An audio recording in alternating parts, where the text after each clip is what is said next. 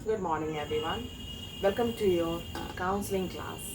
Okay, in this class, I'm going to tell you about child psychology.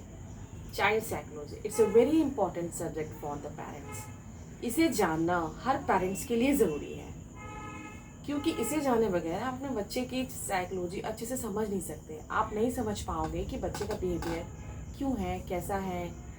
अपने बच्चे को जानना बहुत ज़रूरी है और इसके लिए आपको ज़रूरी है कि आप चाइल्ड साइकोलॉजी को अच्छे से समझें। चाइल्ड साइकोलॉजी को समझने के लिए सबसे पहले इम्पॉर्टेंट है इसके 4 एस्पेक्ट्स को जानना। ये 4 एस्पेक्ट्स होते हैं: incident, emotions, belief and behaviour. Incident, emotions, belief and behaviour. These 4 aspects is very important to learn child psychology. You know that? क्योंकि बच्चे जो भी बिहेवियर आज आपके सामने करते हैं वो उसके पीछे उनका कोई ना कोई बिलीफ है और वो बिलीफ उनके किसी इमोशन से पैदा हुआ है और वो इमोशन किसी इंसिडेंट से आया है। यू नो दैट इंसिडेंट से इमोशन बनते हैं, इमोशन से बिलीफ बनता है और बिलीफ से बच्चा आपका बिहेवियर शो करता है। जो आपको दिखाता है वो उसका बिहेवियर है। कई बार पेरेंट्स क्या बोलते हैं कि मेरा बच्चा झूठ बोलने लगा है, मेरा बच्चा टीवी बहुत देखता है और मेरा बच्चा अपने छोटे भाई बहनों को बहुत परेशान करता है। लेकिन ये सिर्फ उनका बिहेवियर है, ये बिहेवियर है। आपको इसे चेंज करने के लिए आप क्या करते हो? बच्चे अगर का अच्छा काम करते हैं तो आप उनको अप्रिशिएट करते हो। उनका बिहेवियर अगर अच्छा होता है तो आप उनको अप्रिशिएट कर देते हो।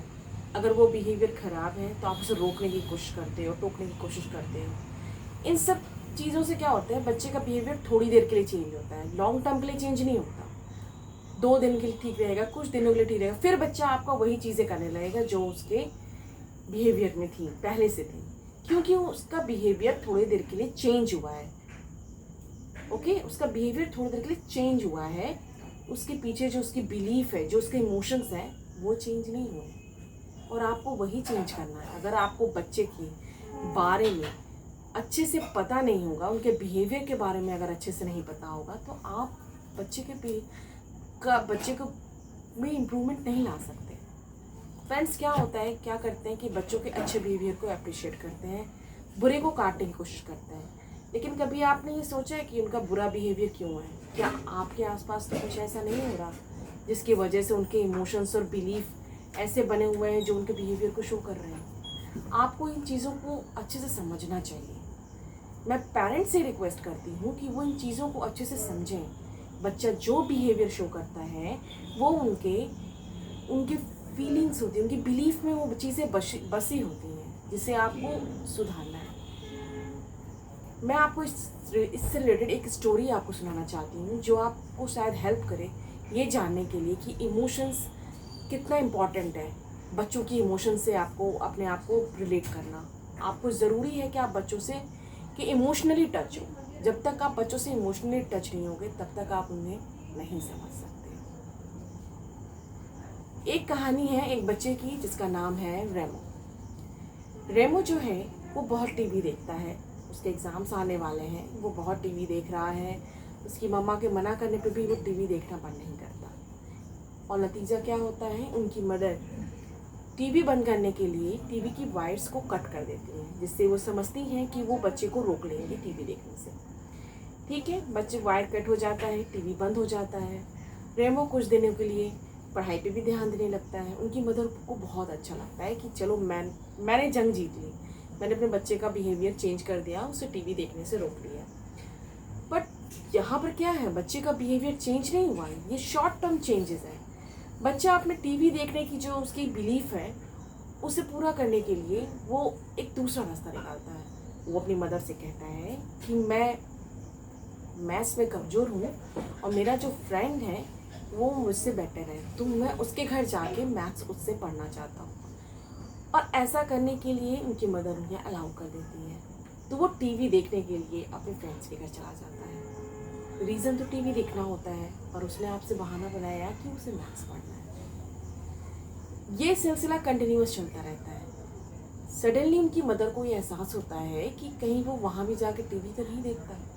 तो वो उस दोस्त के मम्मी को कॉल करके बोलती हैं कि मैंने तो टीवी बंद कर दिया है, आप भी बंद कर दीजिए, बच्चों के एग्ज़ाम्स हैं। तो उनकी मदर भी टीवी बंद कर देती है। अब बच्चा परेशान हो जाता है।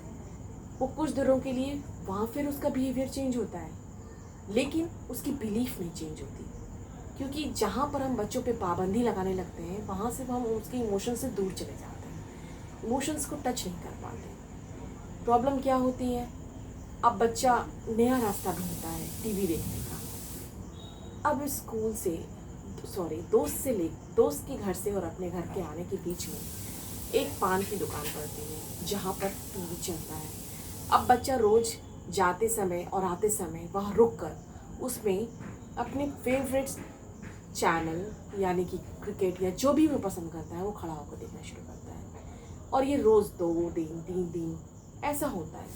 एक दिन क्या करता है बच्चा, पान की दुकान पे हो रही गतिविधियों को देखते हुए वो सोचता है क्यों ना मैं भी एक सिगरेट ट्राई करूँ। तो वो सिगरेट लेके ट्राई करने लगता है। आप देखिए यहाँ पर बच्चे के कौन सा बिहेवियर आप चेंज करने के लिए गए थे और आपने उसको क्या कर दिया।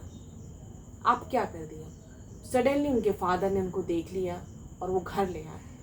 ये उसका बिहेवियर था और उसको डांटा, लेकिन फिर भी अभी भी वो इमोशनली बच्चे से टच नहीं हुए और उसके बिहेवियर को चेंज करने की कोशिश नहीं की। यहाँ पर आपको क्या करना चाहिए था, आपको टीवी नहीं बंद करना चाहिए था।